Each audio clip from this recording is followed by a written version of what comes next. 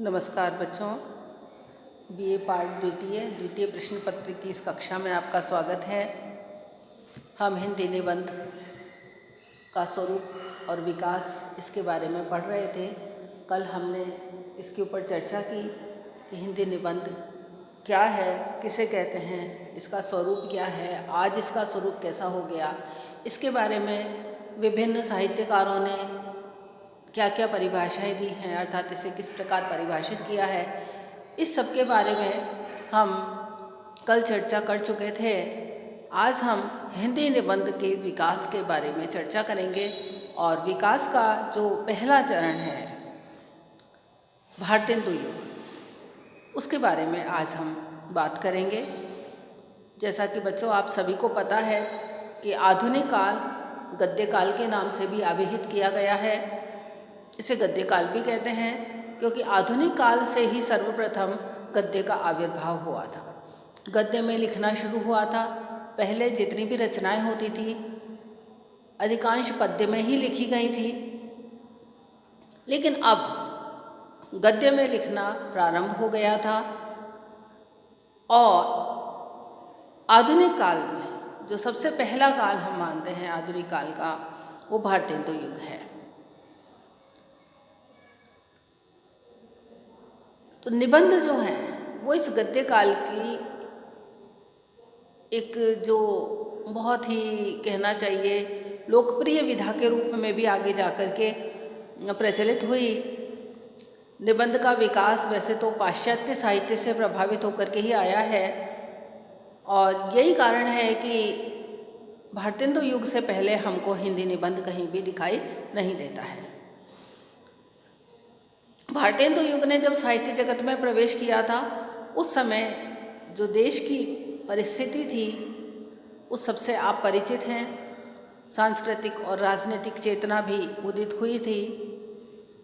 लोग स्वतंत्र होने के लिए बेताब थे। स्वतंत्रता आंदोलन अपने चरम पर था, जोरों से चल रहा था और लोग गुलामी की जंजीरों को तोड़ने के लिए अत्यंत उत्सुक थे। यही कारण है कि साहित्य के क्षेत्र में भी जैसे सांस्कृतिक और राजनीतिक क्षेत्र में लोग गुलामी की जंजीरों को तोड़ने के लिए बेताब थे, उसी तरह से साहित्य के क्षेत्र में भी बहुत सी नई विधाओं का जन्म हुआ था और निबंध भी इसी तरह से अस्तित्व में आया था। इस युग के जो निबंधकार थे, इस समय की जो राजनीतिक सामाजिक परिस्थितियाँ थी उनके बारे में मैंने आपको बता ही दिया है। भारत की स्थिति बहुत अजीब थी। गुलामी की जंजीरों में भारत जकड़ा हुआ था। यहाँ से कच्चा माल जो है वह चला जाता था विदेशों में और वही माल फिर हमें बहुत महंगे भाव में खरीदना पड़ता था। भारतीयों की दशा अत्यंत शोचनीय थी। वे शोषण का शिकार थे।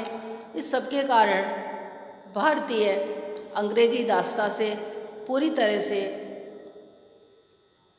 ऊब चुके थे, परेशान हो चुके थे और स्वतंत्र होना चाहते थे। इसी तरह से सांस्कृतिक चेतना भी यहाँ के लोगों में पैदा हो रही थी। तो निश्चित बात है कि जिस समय का समाज जैसा होता है उस युग के साहित्य में भी उसी तरह की परिस्थितियों के का जो कहना चाहिए प्रतिबिंब वह हमें दिखाई देता है। इस समय के जो निबंधकार थे वो अधिकतर निबंधकार बहुत सी जो अलग अलग पत्रिकाएं थी उनके संपादक थे। उन पत्रिकाओं में उन्होंने या तो स्वयं ने निबंध लिखे या फिर उन पत्रिकाओं में लिखने के लिए अन्य निबंधकारों को प्रेरित किया।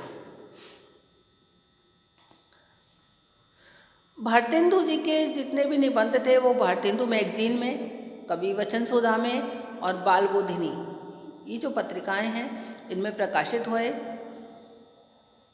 अंग्रेजों से हिंदुस्तानियों का जी क्यों नहीं मिलता, स्वर्ग में विचार सभा का अधिवेशन, पर्दा, वैष्णवता और भारतवर्ष, ईशु ख्रिस्ट या ईश कृष्ण, हिंदी कुरान शरीफ, वैष्णव सर्वस्व, अष्टादश पुराण की उपक्रमणिका, अंग्रेज स्रोत, कंकड़ स्रोत, ये सब भारतेंदु जी के प्रसिद्ध निबंध हैं।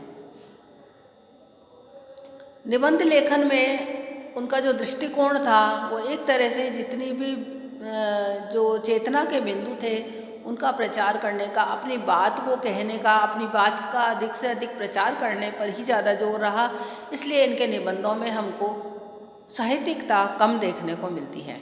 उस समय की जो राजनीतिक, सामाजिक और धार्मिक कुरीतियाँ थीं, उनके ऊपर इन निबंधों के माध्यम से करारा व्यंग्य किया गया है।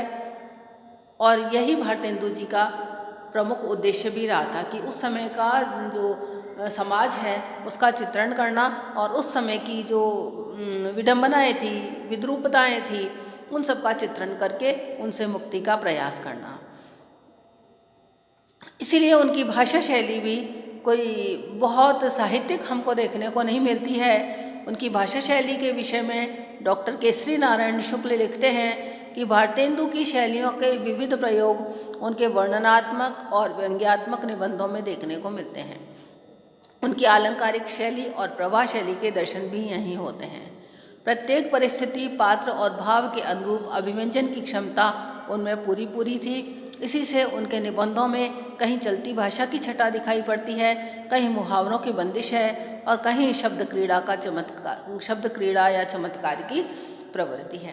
कहने का श्रेय है कि भारतेंदु ने जो निबंध लिखे, उनके निबंध लिखने का उद्देश्य कोई अपना पांडित्य प्रदर्शन या कोई साहित्यिक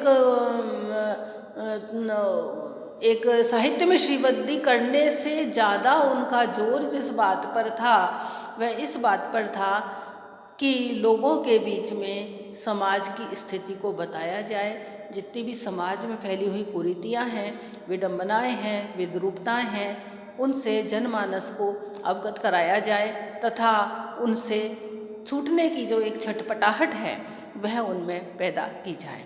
तो यहाँ पर इसीलिए क्योंकि भारतेंदु जी का उद्देश्य प्रचारात्मक था, इसलिए उनके निबंधों की शैली भी कहीं कहीं हल्की हमको देखने को पड़ती है और कहीं कहीं चलती भाषा भी दिखाई पड़ती है। लेकिन जहाँ जैसा विषय था उसके अनुरूप उन्होंने भाषा और शैली का चयन किया।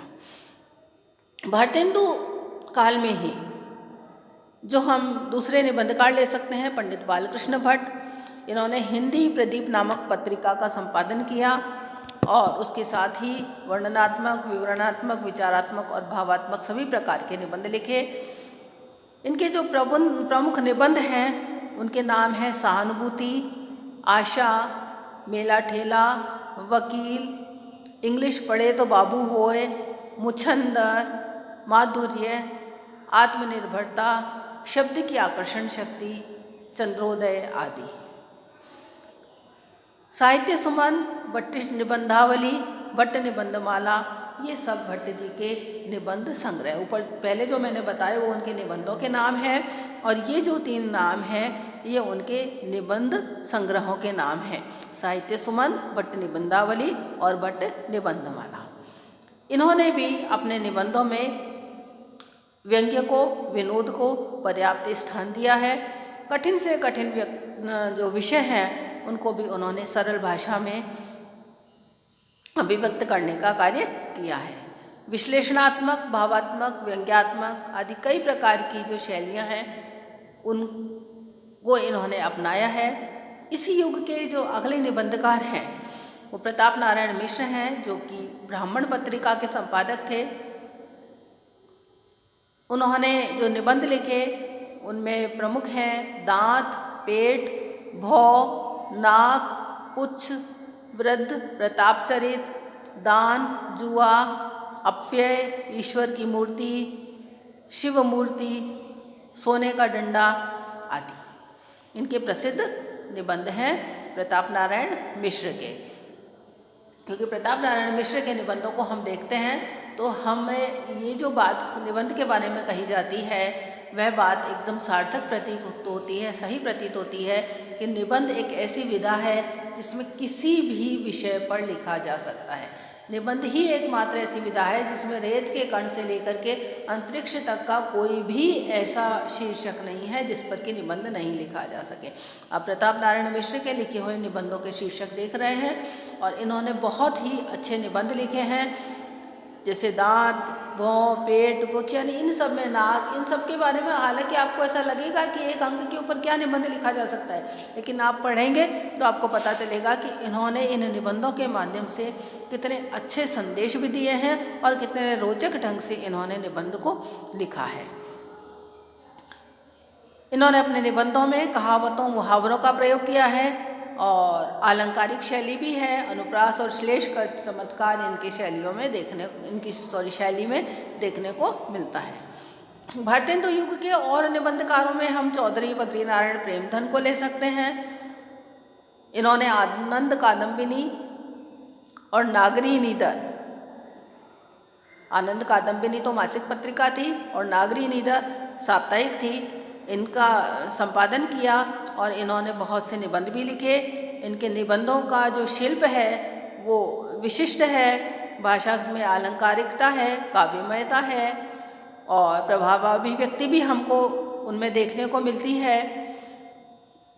उनके निबंधों में हम जो प्रमुख नाम ले सकते हैं वो हिंदी भाषा का विकास, उत्साह, आलंबन और परिपूर्ण प्रवास, नेशनल कांग्रेस की दुर्दशा आदि इनके निबंध हैं।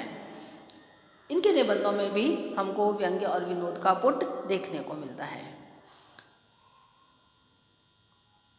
भारतेंदु युग के निबंधकारों में ही बालमुकुंद गुप्त का नाम भी हम ले सकते हैं। इन्होंने बंगवासी, भारत मित्र आदि पत्रिकाओं का संपादन किया और इन्होंने जो निबंध लिखे उन्होंने अपना जो उपनाम था शिव शंभू रख रखा था और इनके निबंध शिव शंभू का चिट्ठा नाम से जो संग्रह है उसमें है। विदेशी शासकों पर भी इन्होंने बहुत ही करारा व्यंग्य किया है। भारतेंदु युग के ही जो अन्य निबंधकार हैं उनमें हम श्रीनिवास दास का नाम ले सकते हैं, राधाचरण गोस्वामी का नाम ले सकते हैं और अंबिका दत्त व्यास का नाम भी ले सकते हैं। तो इस प्रकार बच्चों आज हमने हिंदी निबंध के विकास में जो सबसे पहला युग था जिसे कि हम भारतेंदु युग कहते हैं, आधुनिक काल का भी हम सबसे पहला युग भारतेंदु युग ही मानते हैं। तो उस आधुनिक काल के, क्योंकि आपको पता है कि निबंध का जो उदय है वह हम आधुनिक काल से ही मानते हैं, तो हमने इसका जो पहला है भारतेंदु काल, भारतेंदु युग, उसमें निबंध किस प्रकार के लिखे गए थे इसके बारे में चर्चा की। आगे की चर्चा हम अगले व्याख्यान में करेंगे। धन्यवाद।